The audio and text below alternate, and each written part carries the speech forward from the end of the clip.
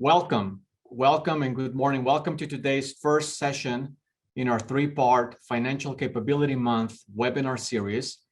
I am Roberto Coronado and I'm a Senior Vice President at the Dallas Fed. In my role, I oversee our economic education programs across our 11th district. In essence, we offer financial education resources to educators, nonprofits, and community-based organizations. I'm thrilled to be joined today by my colleagues across the 11th district. Today we have participation and you'll hear from colleagues of mine in our 4 offices in Dallas, El Paso, Houston, and San Antonio.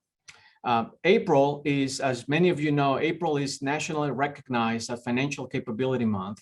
And quite frankly, it provides us with a unique opportunity to highlight the importance of financial education and to inform citizens on how to maintain healthy financial habits. Over the next 3 days, we will be covering topics on the state of financial literacy, which is today's program, the historical and cultural trends in banking, which would be tomorrow's program, and building wealth, which will be the program we'll be offering on Thursday. Some of you may be asking or wondering yourself, so why is the Dallas Fed engaged in financial education? We at the Dallas Fed believe that financial education is extremely important. Financial education, quite frankly, supports not only the well-being of our citizens and our constituents in our district, but also the economic health of our nation. We believe that the knowledge and skills that we will learn throughout this week would be key in helping the people in our communities to provide a better life for themselves and their families, and ultimately equipping everyone to be engaged citizens. Today, we're going to be discussing the current state of financial literacy and the effects that the pandemic has had on savings in particular. You'll hear from 2 of my colleagues in the community development area of the Dallas Fed who have done extensive research on retirement trends and how vulnerable populations are faring in the wake of the pandemic. Following their presentation, we will have a discussion with a panel of industry experts. These are practitioners who are, the boots on the ground, delivering financial education to many Texans in our region. And they also are conducting, like I said, financial education in our communities, but they will be sharing with us best practices and insights on how to execute measurable financial education programs. So before I introduce our speakers, I want to share with you some housekeeping. We ask you to please remain on mute. We will be taking questions at the end of both presentations. So if you have a question, please use the raise your hand function and we will call on you. Or if you prefer, you can drop your question in the chat box, and Armida Riojas at the end will make sure that we'll address your question. If you're experiencing any technical difficulties, please reach out to my colleague, Morgan Ackley, and we will do our best to assist you. So now let me go ahead and introduce the first 2 speakers who are my colleagues at the Dallas Fed. Anna Crockett, she is an economic development analyst in our Houston office. She joined the bank in 2018. She has done a lot of research and spoken publicly on a variety of topics to include small business, consumer credit, and how to re-engage young people into the workforce. She has a master's degree from the Lyndon B. Johnson School of Public Affairs at UT Austin. Our second speaker is Jason Saving. He's a public finance and regional economist at the Dallas Fed. His research agenda focuses on issues to include tax reform, regional migration, income inequality, and the interplay between political polarization and fiscal policy. Jason holds a BA in Mathematical Economic Analysis from Rice University and an MA and PhD in Economics from the California Institute of Technology. Again, welcome to today's webinar series. We're excited to have you on board. And with that, I'll turn it over to my colleague, Jason. So Jason, over to you.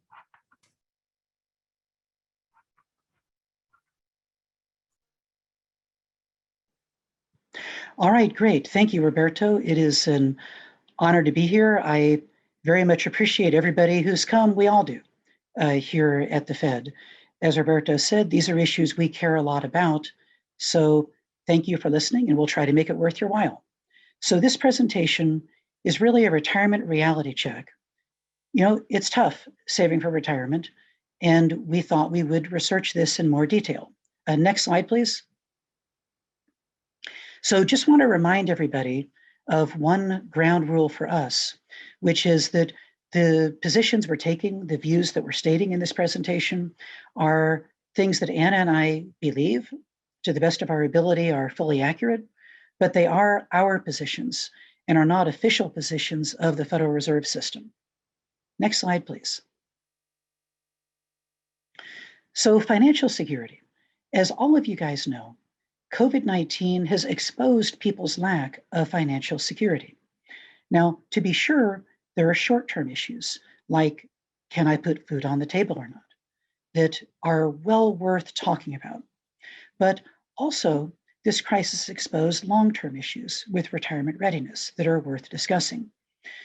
People in the US have had long-standing difficulties saving for retirement, planning for retirement, and it's even more true for Texas than it is for the rest of the country, as we'll show in 5 to 7 minutes time. Next slide, please. So I want to start with some US data, and then I'll turn it over to Anna for some Texas data. Next slide, please. Well, a logical first question to ask is, is Social Security enough? It's a check we'll be getting when we get in our 60s and retire. Is that enough by itself so we don't really have to worry about retirement? Well, it does form the basis of our social insurance system as a country. But if you ask young people in surveys that have been publicly reported, only about a third of them think they're going to get anything at all from Social Security. And lest you think this is something new, surveys dating back to the 2000s, the 1990s, even the 1980s, people have been skeptical that whole time about whether the program will actually be around. So you might think that, well, gosh, there's another way to do it. But if people don't really think that Social Security is going to be around, then surely they will have been saving more and more and more as the decades have gone by, to the 80s, to the 90s, the 2000s, 2010s. But in fact, you don't see that, except for a brief pandemic spike that's already fading. And let me show that to you. Next slide, please. So you can see from the slide that it remained fairly high, the personal savings rate, up until maybe 75 or so. And then from 75 to around the Great Recession, it's just going down, down, down, even as people are more and more skeptical that government's going to be able to provide for them through Social Security. So exactly the opposite of what you would have expected to see, given that skepticism about Social Security's availability. And if you can see the far right-hand side of the chart, you see this massive upward spike when the pandemic hit and people became frightened about their well-being. But already about half to 2/3 of that spike has eroded, and financial experts say there's really no reason to think that that's going to be elevated in the future. So a couple of years from now, we'll look back and we'll see that savings rate has returned to where it was before the pandemic began. Next slide, please. So we thought we'd look just in dollar terms.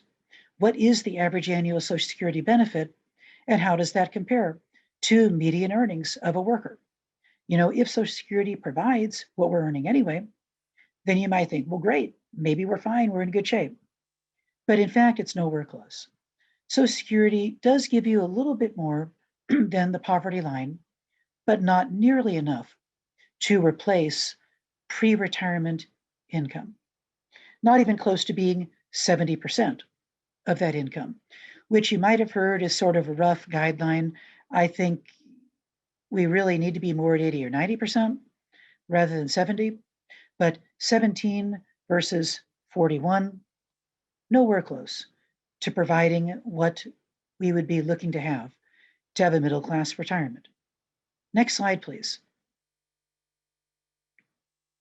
Well, your next thought might be, well, that's okay, because retirement has always been intended to rely on this three-legged stool of Social Security, on the right, employer-sponsored retirement plans on the left, and our own personal savings and assets in the middle. That it's always been intended we'd have all three of these, and through all three, we would have a middle-class retirement. But there are some problems with that. Next slide, please. And really, the rest of the presentation will be talking about the problems with the left and the middle portions of that slide that Anna was just showing you. So, okay, if we're in decent shape with those three legs of the stool combined, then a consequence of that would be that everybody is going to have some retirement savings. That's just like a necessary first step. Having some, you got to do that before you have enough. So the SHED, the Survey of Household Economics and Decision Making, one of the things they ask is, do you have any retirement savings at all? Well, among non-retirees, 74% have something that they've saved, meaning 26% don't have a single penny of retirement savings. And you might think, well, that's probably just people who are 18, 19, or 20, so not a big deal. But among people who are 60 and older, 12% have $0.00 of retirement savings. People in their 30s and early 40s, that exact time when you need to be building up so the miracle of compound interest can get you where you need to be by 65. 27% of people 30 to 44 have $0.00 of personal retirement savings. And 38% of people under 30 don't have a single penny. So you wouldn't expect to be fully stocked and ready at those ages, but having nothing whatsoever, that's a very troubling sign for future retirement readiness. Next slide, please. Well, a separate question you could ask is just, are you on track with your retirement savings? And most people think they're not on track. And only a bare majority of people 60 and older, 51%, believe that they're on track. You'd hope that would be 95% plus thinking they're on track. And the younger you go, the closer you get to nobody thinking that they're on track. So this tells me that we've got a big problem. If fewer than 4 in 10 people who've not retired think they're on track. Next slide, please. For Texas, this is a more challenging issue. And here I will turn it over to my very able colleague, Anna Crockett. So Anna, take it away. Thank you, Jason. So now that Jason's given us an overview of what the savings landscape is in the United States, I'm going to take us to Texas, where, as he said, saving is even more challenging. That's true for a few different reasons. Mostly, Texas has higher share of certain population groups who tend to struggle when it comes to retirement savings. That includes low-wage workers, people of color, especially Hispanics, and our sizable rural population. Today, I'm just going to speak to those first two groups, low-wage workers and people of color. And in the next few slides, we're going to see how these disparities play out when it comes to one of those 3 pillars of retirement savings, and that's employer-sponsored plans. Let's start with workers by income level. Here, we're showing workers of all income levels first. US workers are in gold and Texas workers are in blue. You'll see on the left-hand side, we show the share of workers who have access to an employer-sponsored plan, such as a 401k.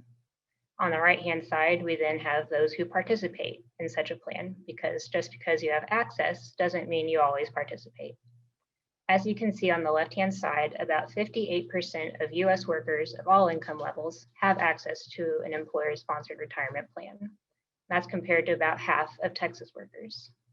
When we always see a drop-off, like I said, in participation, and about half of US workers participate in these plans compared to 42% of Texas workers.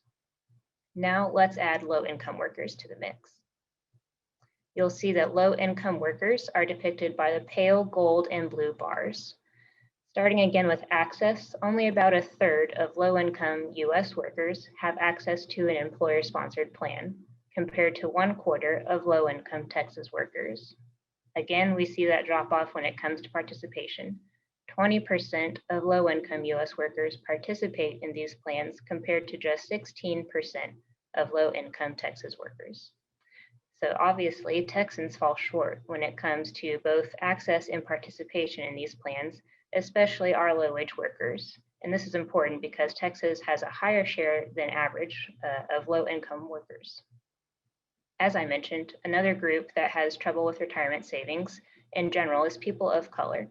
So let's see how those numbers compare by race and ethnicity on the next slide.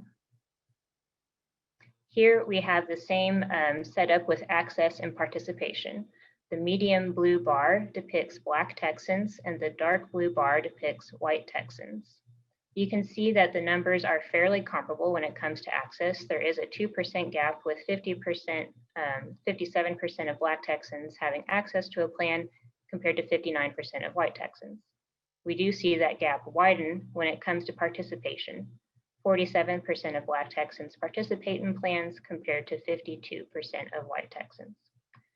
But we see the disparities largest when we add Hispanic Texans to the chart.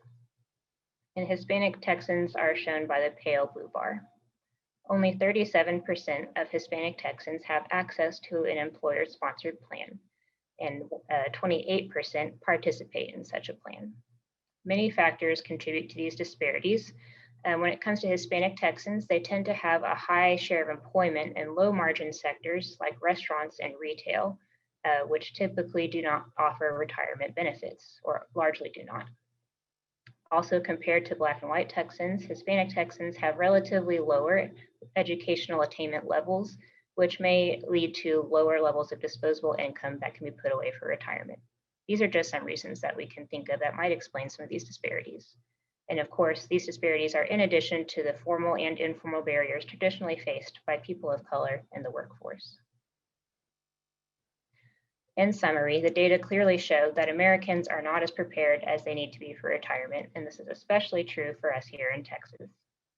We've seen disparities across socioeconomic status and race and ethnicity in today's presentation, and our report also touches on nativity and gender as well. Many of these groups have been disproportionately hit by COVID-19, either in terms of health or economically speaking, and these disparities, if left unaddressed, will only perpetuate economic inequality well after workers are past their earning years. That concludes our presentation for now. I'll turn things back over to Roberto. Thank you, Jason and Anna. Thank you for a wonderful and insightful presentation.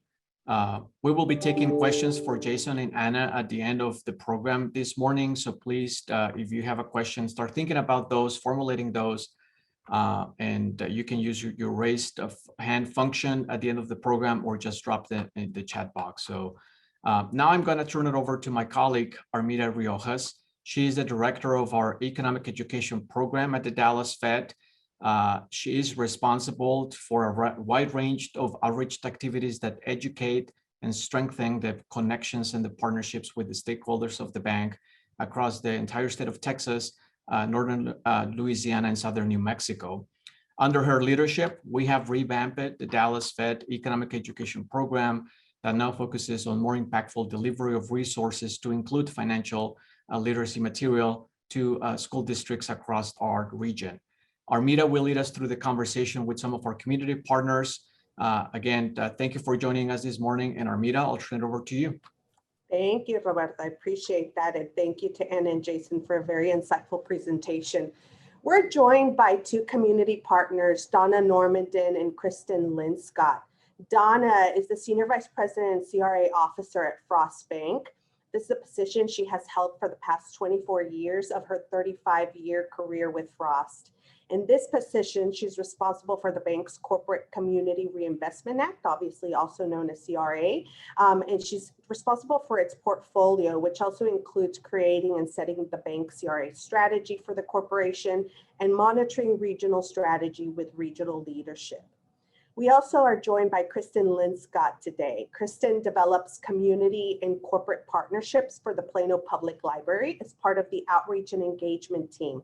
Kristen draws on experience in nonprofit management and community outreach to build connections that benefit both the library as well as the community that surrounds it. Welcome, Donna and Kristen.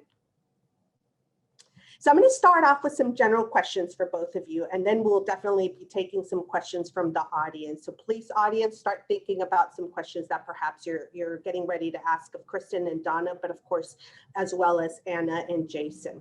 So let's begin. How about, tell us about your organization and how you help facilitate financial education at your organization. And Donna, let's start with you. Okay, thank you, Armida, and thank you for inviting me to be part of the panel. Frost Bank is a state bank. We are only in the state of Texas. We're about $42 billion in assets. We are about 153 years old. So a good old institution. I have not been there for 153 years. I'm close, but not quite. We are a very relationship-based bank and very dedicated to all the communities that we are in. My specific role is CRA, as you mentioned, of the Community Reinvestment Act. So me and my team across the state really focus on the pillars of CRA and really benefiting, providing opportunities in different kinds of classes, seminars, whatever, for low and moderate income individuals, geographies, and then very small businesses. And we do that a lot. Just to give you a little context, in 2018, we did about a little over 1,800 in-person classes, and that's very much our model. Our model is very in-person. Prior to COVID, we did not have virtual because we really believe that in order for someone to learn, especially the audience that we're working with, it really works better person to person. It also helps them to overcome fear of banks and bankers. And so our model is very much in person. We did about 1,900 classes in 2019. And then with the challenges of COVID, we actually did about 861 classes in 2020 once we were able to go virtual. So our teams are responsible for working in their communities. We work a lot with local nonprofit groups, for-profit groups that maybe have the target audience that we do, that they want some financial education. We have a couple of curriculums that we use, and we take the curriculums and we don't go in and read the curriculum. We actually go in and talk to people about the curriculum and really kind of make it conversational and talk to people at their level, where they are. Sometimes as bankers, we get really caught up in banking terminology and we just think everybody knows what we know. But I think what we've learned is we really need to go back to the basics. If we really want people to understand, is to understand our audience, who they are, and make the presentation tweaked to them, to get them to participate, to get them to really want to learn, to get them to understand, what we're trying to teach them, and get them to their goal of self-sufficiency, which is one of our big goals. During COVID, we did, because we're so in person, we really did not have a virtual platform. So we had to pivot. We have an academy that we do in schools. It's called the Frost Financial Youth Academy. We do a lot in schools. We were able to, using Teams and Zoom, take our model and start doing it in June. However, we also have had difficulties because our partners that we do, the schools, the nonprofits, they also had issues with connectivity, right? They either didn't have it or their audience didn't have it. Schools were in a flux trying to figure out what they were doing virtually. So we tried to work around the complexities of what everybody was going through in their own world. And I really think we didn't start getting good audiences probably till around September, when everybody kind of figured it out a little bit and we started getting a lot more requests. We kept in constant contact with our partners, our nonprofits, our small business. We do a lot with small business. So, the LIFT funds, the SBDCs, and all of those, really tried to stay in contact with them so they knew once they were ready, we were here to provide them.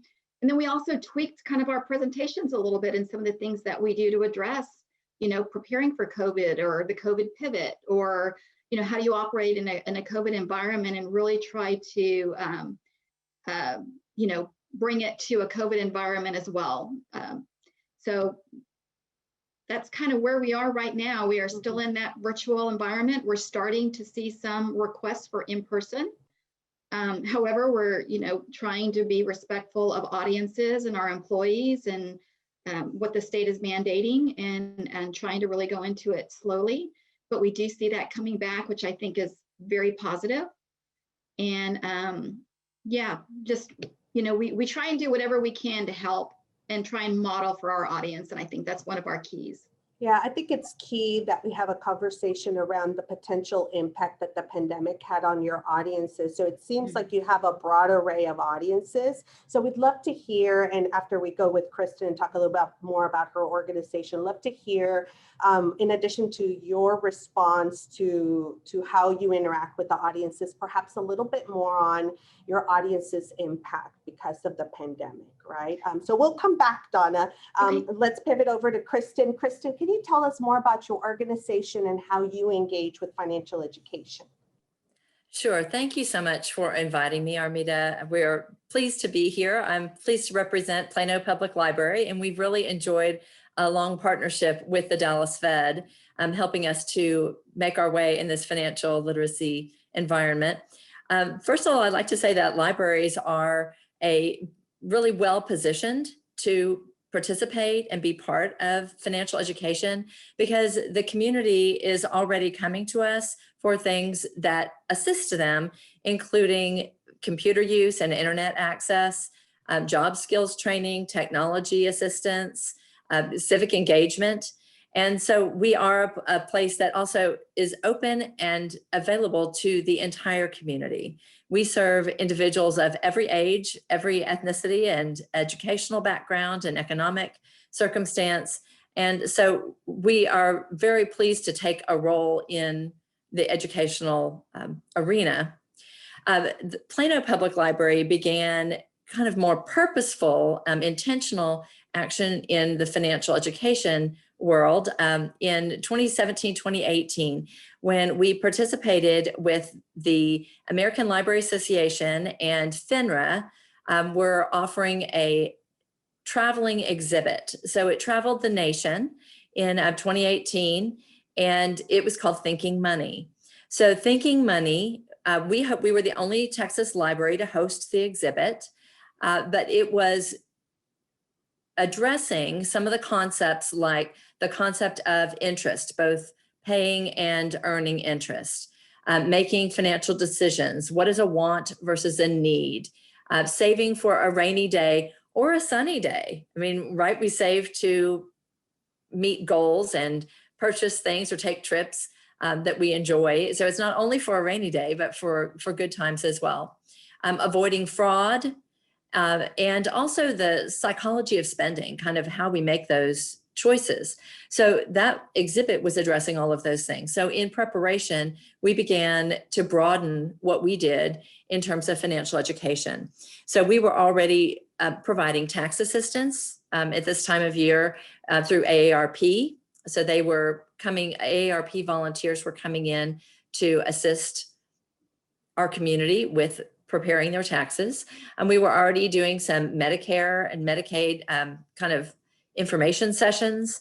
And obviously the computer access and technology assistance was already going on. So we began to add things like the fraud prevention, fraud prevention, credit, talking about credit, what builds your credit score, debt management, those sorts of things. And when people would come to these programs, they were so excited about the information and how they could put it to use. And they're always wondering, why aren't there more people here receiving this information? So this is something that I think it takes a number of touch points for people to learn and grow in these areas. But we also see this financial education as a broader issue that also encompasses earning. That includes, how do you prepare for a job that will support you well, and what do you do with that income? We've been using the Building Wealth curriculum of the Fed to assist clients in education, learning about what is an asset, what is a liability, how do I set up a budget. We do programs that we've added now, how to create your budget in Excel. So kind of joining the technology and the financial education. And also workforce skills, developing skills and even career exploration. How do I even know what type of job I want or that I could successfully manage and that would earn me a good bit of money that I could support my family. So these are all some of the ways that we are addressing financial education. We work with a number of partners. We have also worked with one of the banks. Bank of America has assisted with a number of programs for both teens and adults. We have worked with Collin College to do some work for workforce development in training those who are building preparation for a certain skill set or a certain career. That we were part of that. They invited us to come and share Building Wealth with the group that they were working with, kind of a workforce boot camp is what they were calling it initially. And we assisted with information about financial education. How do you successfully budget and plan and look ahead and manage your income? And we've also worked with university. The Student Money Management Center at University of North Texas has provided programs for teenagers through the library. So that's a nice way for us to connect them. As a mother of teenagers, I know that they don't always listen to adults really well. So it's nice that we connect them with college students who are closer to their age and stage of life for that kind of education. So those are just some of the things that we do as by way of introduction. So both of you have a lot of diverse audiences, I would say, and even diverse partners that you engaged with. So Donna, you talked about the impact that the pandemic had in the way you delivered your services and what you offered to the partners and to the audiences. Can you go a little bit deeper into how did this pandemic impact your audiences just in general? And then how did you end up pivoting, if there's any more that you'd like to share about that? Okay. Yeah. So on the consumer side, for low and moderate income individuals and families, I think, to be very frank, they weren't worried about financial education. They're worried about putting food on the table, keeping their apartment, and the nonprofits at the same time were doing the same thing. How do we help them eat? How do we help them get the basic needs in life and so on? So I think for a couple of months, there was downtime in financial education for many of our partners. Schools, took a back seat because there were more important things for that audience that needed to be taken care of. And we supported the nonprofits in those ways. Yeah, I mean, that was kind of our ticket during, those couple of months, is how do we support those nonprofits that are really trying to help that audience just survive through the first couple of months, of COVID, which, obviously we thought COVID would be a couple of months, and then here we are almost 2 years later, and, we're still in it. And so I also think the nonprofits were trying to pivot and think, how do we offer virtual to our audiences? And I think an example is we do a lot with seniors, and we do a lot of fraud training with seniors. Well, seniors at home typically don't have technology. And, they need training on how to do Zoom and how to do Teams. It's not in the work environment. It's not something they're used to doing. So that audience was kind of left out a little bit. Community centers were trying to find ways to bring technology to the local community centers so that, maybe seniors could go there and do it. But then you had the issue of social distancing and not gathering people. And so it really has been a very different dichotomy of trying to figure out how to do that. But I think basic needs became number one and other things became number two. I think from the business perspective, again, PPP kicked in. And I think for any bank, PPP really took over. I know for us, it completely took over the bank with the amount of PPP loans that we did in that very short time. A lot of our employees from different departments ended up going in. That's what businesses needed. They needed money to try and pay their employers and so on. And so, we did close to 20,000 PPP applications in less than, 4 months. Huge undertaking, but that's what they needed. So we pivoted and with our partners, again, SBDCs, Lift Fund, People Funds, a lot of grassroots entities that work with smaller grassroots businesses.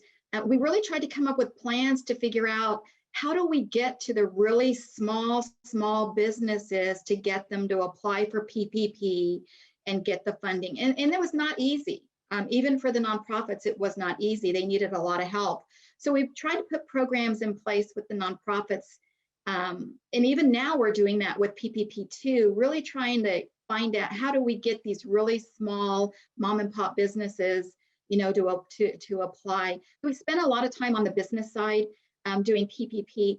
However, we have been going out and speaking, and our when we do small business, our lenders are actually the ones that teach the classes for us, which is good because they're the ones that are in the weeds with them. But they've pivoted a lot, in terms of talking about business planning and relationship banking. A lot of things that have come to light from PPP for businesses to know and to understand how important all of those things are, and talk about it in terms of COVID, pre-COVID, post-COVID, and how important all of these steps are to knowing a bank and how to work with a bank to get a PPP loan, but also how to pivot your business, right? How do you pivot?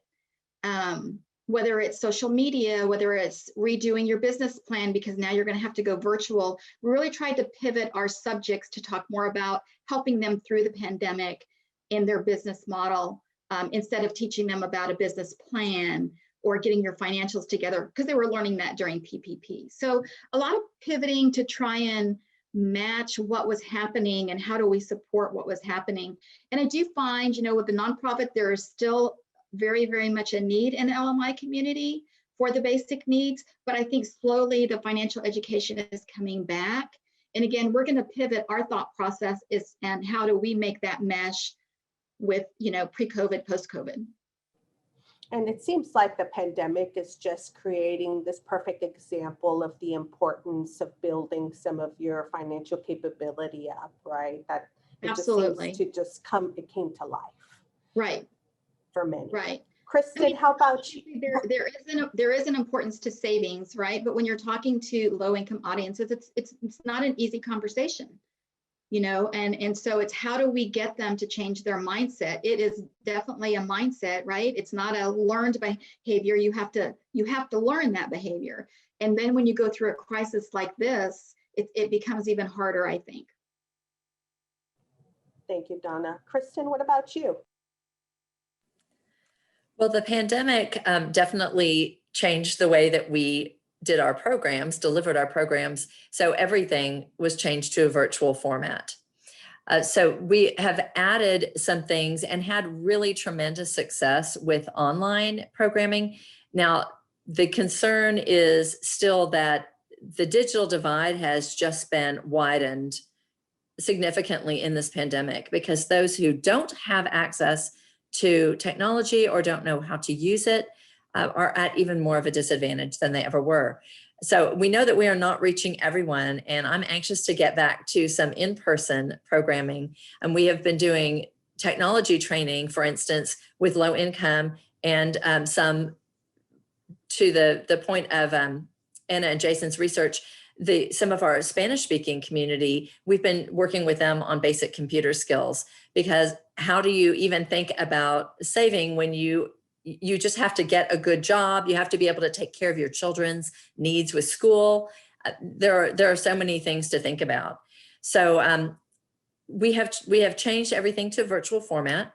We are providing fraud, as I said, prevention, and a couple of the programs that we've done that I think are really great is how to make smart financial decisions in challenging times. that related really to COVID, but it's not only COVID, because an emergency fund is always important for a family. And as the report pointed out, there will always be economic shocks. And so helping people to understand the resources that they have that they can use to build up a savings or emergency savings, and also looking to retirement, is important. We really look at a multi-generational approach at the library because although we certainly have a great adult audience, we also are a place where families come with small children. And we believe it's really important to start that conversation among families. Before the pandemic, we had a fantastic success with a program that we called Art Shop, where children came in with their parents and they were given $5 in play money. And then there were all kinds of art supplies in the room, and they had to pay for their art supplies. They had to choose and plan ahead. What were they going to make? What supplies do they need? And we even had a return policy that if they decided they weren't using that, they could return it. But if they had cut into it, they could not return it. So, the parents were really, really excited about this opportunity to start a conversation with their children. And really, where do our kind of psychology of spending and money come from?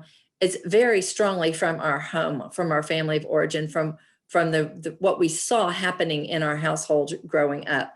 So we feel like that is a really great way that we can impact. We use the Money as You Grow story time books that the Consumer Financial Protection Bureau has, this Money as You Grow story bookshelf. And we have those books and their guides available in the libraries for families.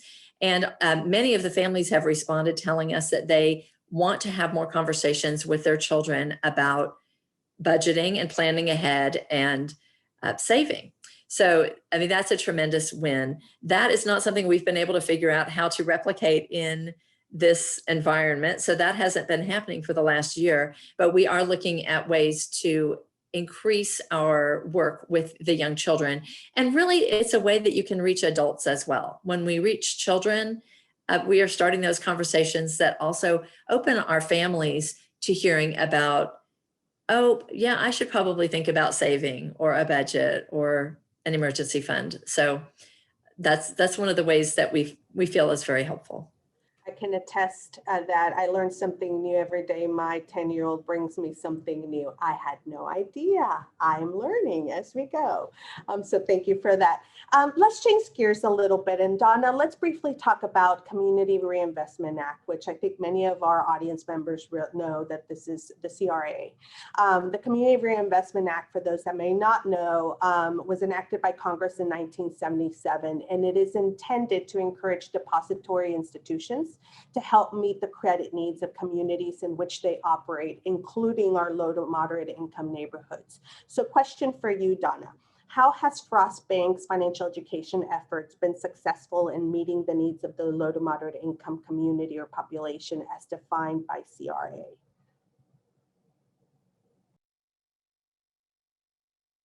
You're on mute. I like talking to myself. I think a lot of it really is, being in that community, getting to know that community, and getting to know who the trusted resources are in that community, whether it's church groups, churches that have, a CDC, nonprofits that are with that audience, to try and get them to come in and just learn, right? To Kristen's point a little bit, sometimes the low income audience is very, very tough. I think what makes it successful is if you can get them to come in and do more than one class, if you can provide some incentive for them to come in and do multiple sessions. You can't change a mindset in one hour. So trying to work to create sessions when they can come, around their work schedules, with some incentives for them to come, whether it's, if you come to all of this, we'll start a savings account and we'll seed it for you with X amount, or we'll give you gift cards if you come. I think some incentive to get them to come in is always very, very helpful. But I really think engaging with the local communities and the local trusted resources become key in low-income communities. Does that answer your question? It does. It really, truly does.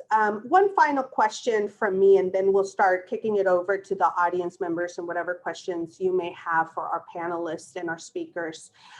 Is there one thing you hope our audience will take away from this session? Perhaps the top piece of advice when it comes to financial education and personal savings during a time of crisis?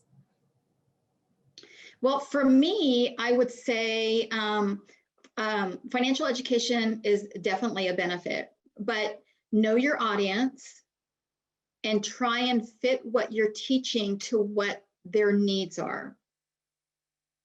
Because I think if you just go into an audience and you just read a PowerPoint, I don't think that works in this day and age and with this audience. But I think if you can do a little homework on your audience and kind of get an understanding of where they are and what their needs are and mold what you're trying to teach around that, I think you have more success. And if you do it in a way that they're going to understand it, you'll have even more success. Donna, quick follow-up. What measures of success do you have listed for your program? How do you know that you are being successful with the programs that you're putting out there? Yeah, so it depends on what we're doing, right? If we're doing a 1-hour class, which we do a lot of because that's what we get requested to do, it's really hard. That's really hard. We try and do pre and post, but sometimes you don't have time to do pre and post. So, you know, hopefully it's talking to people. And I think if people come away and come up to you and they're saying, I learned something, I want to learn more, I want to open an account, I want to talk to a banker so I can understand more, I think that's always a gauge of success. If we're doing a series, it's a little easier because then you can kind of do a start. Where were you when we started? And then, you know, do a test afterwards of, did you learn anything after? So I really think, you know, success to me in what we're doing is, are we doing something that a person thinks was a benefit to them? You can't really measure that in a pre and a post test, right? And so, you know, it's really through interaction. It's really through the interaction that the nonprofit or the school or whoever we're doing with is received from that client and getting that feedback. Maybe the feedback that comes back is, you know, gosh, you know, Armida, and then some of the other people just said, you really talked at too high a level, or they didn't understand what you were saying.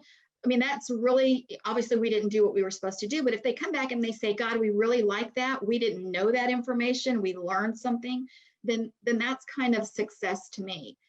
If we're doing a series or if we're in a school, it's a little different because you can test a little differently for that.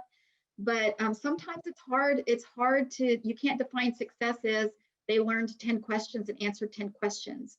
I think success is very much a lot broader than that. Thank you, Donna. Kristen, how about you? A key takeaway that you would love our audience to walk away with? Well, I think people are looking for information. They want to learn. And we know there are many studies that have shown that obviously people who have more knowledge make better choices. So I think we can't give up on this. We should all take a role and start somewhere. To Donna's point, absolutely. I think that the more additional sessions are helpful and kind of smaller bite-sized pieces. For us, success is really bite-sized pieces, making financial education a little more top of mind for people, helping them to think a little bit more about what they're doing with their money. But also we are looking right now at doing a multiple courses, multiple series program for really right now special needs young adults that we think that can be utilized for additional groups as well. But I think our nonprofits are tremendously successful when they use the financial coaching method for that same reason that Donna was saying. I think starting where people are that's not as easy for us to do at the library, but with our nonprofits, they are able to start exactly where that client is, you know, what their needs are at that time, and start with the coaching in that direction.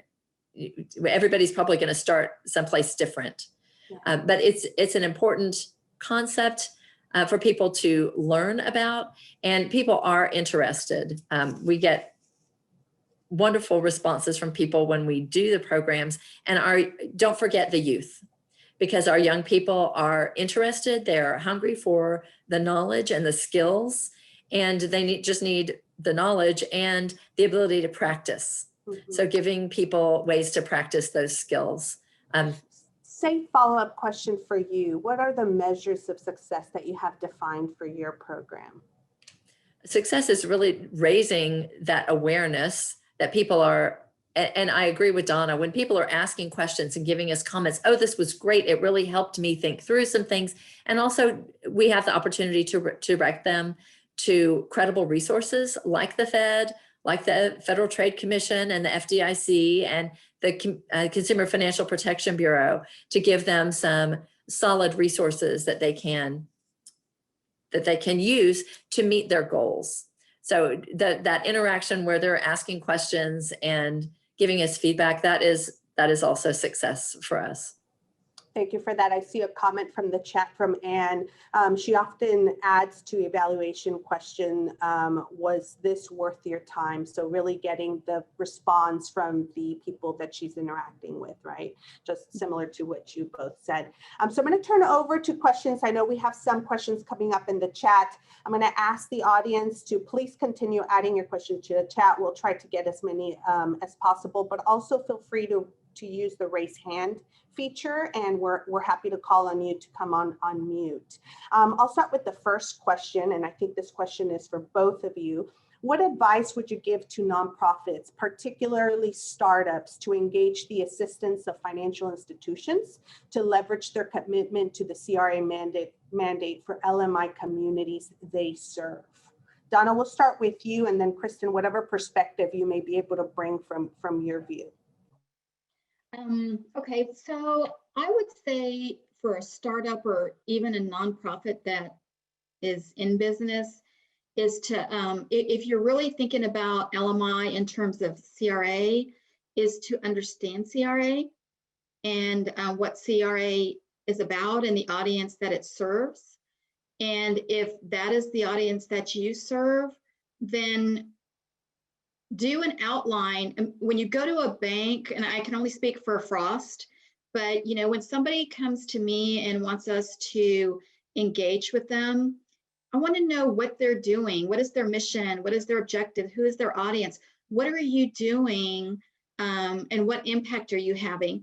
And sometimes, and I think this is a really good tool, is find a bank that will talk to you. If you have an idea, and say, gosh, this is what I would like to do, but I'm not sure how to make it work. I know I engage, and my team engages with nonprofits all the time in helping them build their program, to kind of make it work for both sides.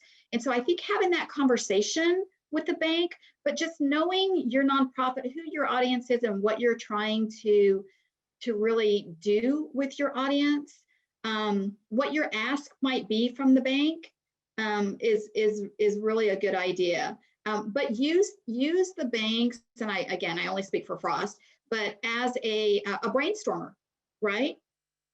I want to understand more. This is kind of my idea. How can we make this work? And that's one of the things that we do, because we don't want to have a canned program. We want to create a program that's going to work. Every nonprofit is different. Every individual is different. What do we do to make it work for that specific nonprofit? Kristen, anything from your perspective that you'd like to add? Well, obviously, I'm not speaking directly from the banking perspective, but certainly there are a lot of partners to engage around financial education.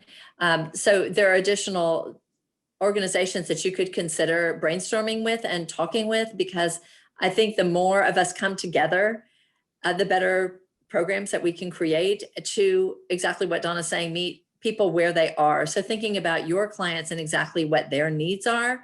And then we, like I said, we have engaged with Collin College, that they do programming to help people with careers and skills. The library is doing things with skill building. We assist with nonprofits that are doing education on finances, but they also need, say, technology assistance or direction toward training for a certain career, or even trying to understand what type of career they'd like to have. We also have been involved with the Plano Mayor Summer Internship Program. That's sort of a program, something where you're preparing young adults for their future, is a great time to involve others in bringing financial education to them. We used both the Navigate curriculum of the Fed and the Building Wealth curriculum to assist these young adults who were getting a summer job. So just kind of, there may be some different directions that you could take, perhaps, involving banks or involving numerous organizations that are out there. Other nonprofits that are serving your same audience may also be a good, That's a good source point. of ideas. Good, thank you. We have a question from Caitlin B. She asked, what are some actionable ways we can help improve our clients' viewpoint relationship with financial institutions? Donna, we'll start with you. Well, I would say having, and again, this goes back to in-person, I think, more than virtual, although it could be done virtual. I think having bankers actually intermingle and mix and teach the clients. I think that, I'm not really sure where the fear started of banks doing that, but I think the way that you get people comfortable is get them talking to a banker and get them comfortable with the banker. And if they're comfortable with the banker, they're going to become comfortable with banking relationships, because they're going to start understanding more about how a checking account works, how a loan works. This is why I got declined. This is what my credit means. This is what it means. This is why I get an NSF fee. So I think that the interaction directly with bankers, and the other thing that I will say, though, is on a banker side, is you've got to go to them and relate to them on their level, right? So our bankers, when we go teach, we don't wear suits and ties. We try and, and come and make them comfortable. So we may wear a bank logo shirt and jeans or something like that. But, if you want them to be comfortable with you, you have to match them and make them feel comfortable. Whether it's bringing lunch and having lunch with them and having a conversation after you teach a module. And so it's really making them comfortable with the banker, which will then make them comfortable, I think, with financial institutions. And having an understanding will make them comfortable becoming, trying to go to a bank for a specific service. Thank you for that. Now we have a question in the chat for Jason and Anna. Do you have any data on how retirees without enough retirement resources go about meeting their needs? Any insight on that?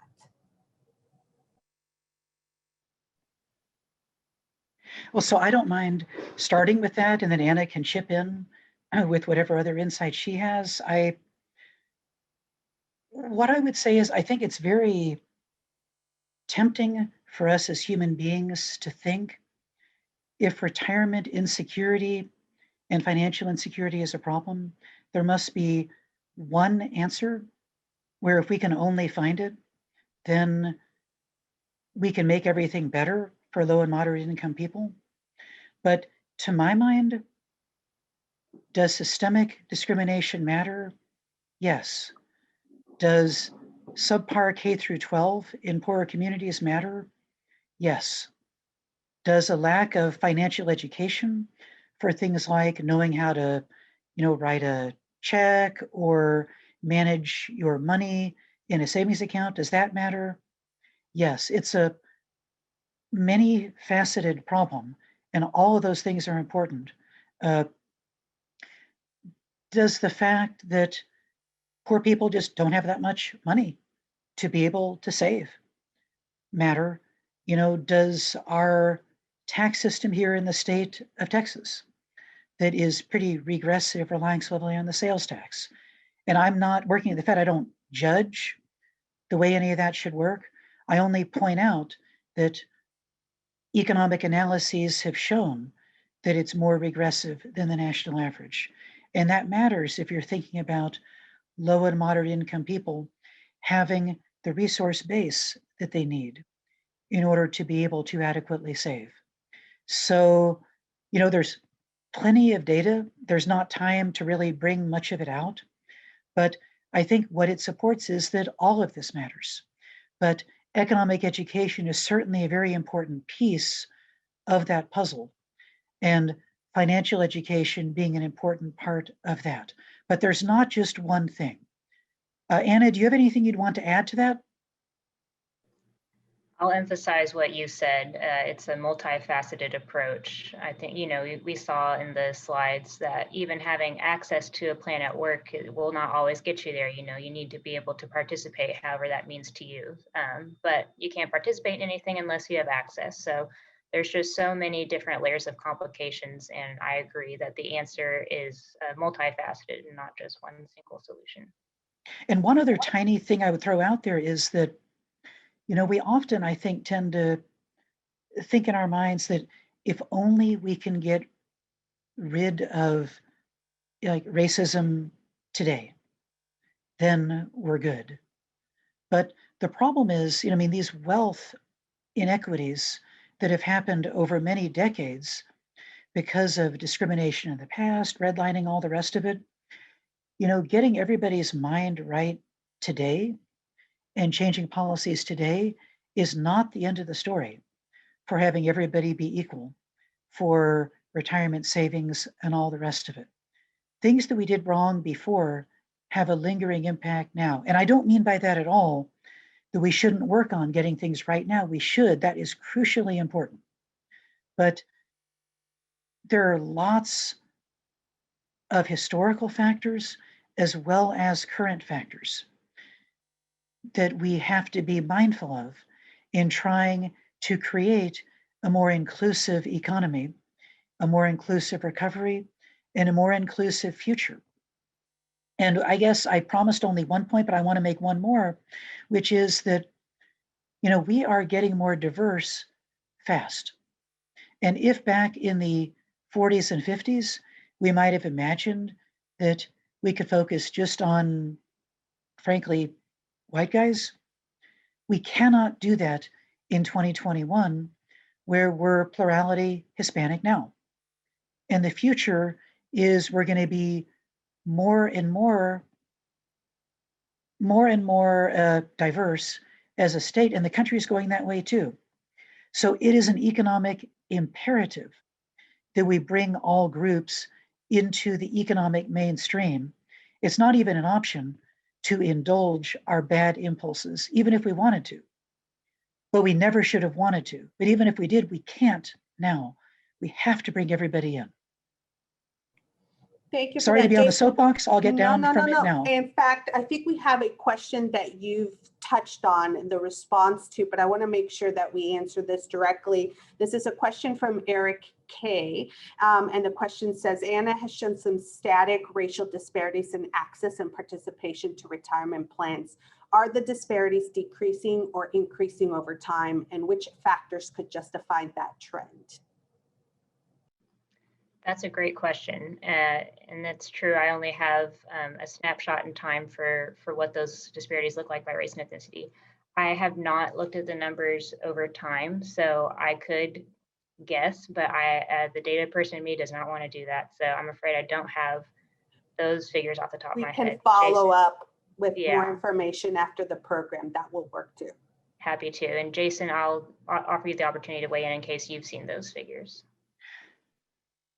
So off the top of my head, I don't want to guess either, at the risk of being wrong. I mean, we've looked at a lot of these numbers. And I guess the one thing I would want to draw out here is a lot of the time we sort of think that because, with each generation, they seem more open to diversity, that these trends must be improving fast. And soon there's going to be total convergence and everything is going to be good. And in many cases, that is not happening at the pace that we want it to be. You look at household wealth by race, and you see differences of 3, 4, 5, 10. And when these things are that large, it's going to take a long time to make these things better. You look at things like high school graduation rates, where whites, Asians, African Americans, for all three of those groups, it's actually pretty good. For Hispanics, much, much lower. For many reasons there's not time to go into now. And depending on the stat you look at, one demographic group can be lower than another, and it can change based on which one you're looking at. But the fact of the matter is, if the high school graduation rate is not 100%, there are issues with every group. And there are states, localities like Appalachia for the US, where it's mainly white guys that have large gaps to overcome. And we should be mindful of that as well, that it's not for every area the same group that needs to get brought up, even if generally it's primarily African Americans and Hispanics for the country as a whole. We need to be focused on everybody, rural, urban, whatever. There are tons of places where we need to be offering a hand up in all of these different areas, including financial ed, but that's not the only one. So I think that is a point worth making. Thank you, Jason and Anna and our speakers. One more question, and then we will need to wrap up because we're close to time. And the question is from John K. How can we build on programs like the Volunteer Income Tax Assistance, also known as VITA, to perform investment education outreach to lower income individuals? Kristen, would you like to start, or Donna? Looked like Donna was ready. Oh, no, Christy can go first if she would like. Donna probably has a more thorough answer, but I would say that, with the lower income communities, I think it would be great to build on the VITA type of model for basic banking information first, basic banking, job skills, benefits that include retirement. Like even if you look at the disparity in how many people have access to retirement benefits but don't take them, that right there is a need just to educate people about what the benefits are, and that if they are offered benefits, what difference that makes for their ability to, we know medical debt is a big reason why people get into debt, but if they don't take health insurance, that can lead to more of that debt. So, helping them to see the different, to look longer term, I guess. Yeah, I've been involved with VITA for a long time. We actually have tried at VITA sites in San Antonio, but I think we've tried in some other regions as well to try and offer financial education classes while VITA is going on. A lot of times, some of the community centers have long lines of people waiting. So it was kind of the thought was, we'll have some classes there that might talk about, doing your taxes, maybe something on RALs, maybe, something of benefit to them. There wasn't quite successful. People were really there to get their taxes done, and that's what they wanted to do. There have been some resource fairs at some of the VITAs that I know around the state where there are different tables where people can go and visit. I think the best way to provide that I've seen is trying to offer some kind of a savings program where if you can get a commitment of funding where you would have them open their savings account, have their money deposited into their savings account, and have them keep part of it there, X amount there for X amount of time, and then build some incentive program in with that. That was successful for a little bit of time, but didn't last very long. But I mean, I think VITA is a great place to try and build something. I think it's hard because people are there to get their taxes done and then they want to get out. They have their kids with them. And but I think it has great potential. I just think it needs a lot more brainstorming. than has been put into it in the past. Very good. Thank you for that. And we are at time. So I'd like to conclude by saying thank you to all our speakers, our audience for joining us today. Special thanks definitely to Texas Jumpstart Coalition, Frost Bank, and the Plano Public Library, which really helped us promote this program. I'd like to tell our audience to please take a few minutes to complete an event survey that will be sent to you later this week at the conclusion of the 3-part series. So on Thursday, Friday, you should all be receiving a survey. We very much need your feedback. So whatever feedback you have for us, we'd love to gather that from you. And I hope that you can join us tomorrow, Thursday, for the remainder of our series. As Roberto mentioned, tomorrow we're going to focus on historical and cultural trends in banking. And on Thursday, we'll talk about building wealth and share resources available to the public free of cost. And with that, we stand adjourned. Thank you all very much. Have a good one.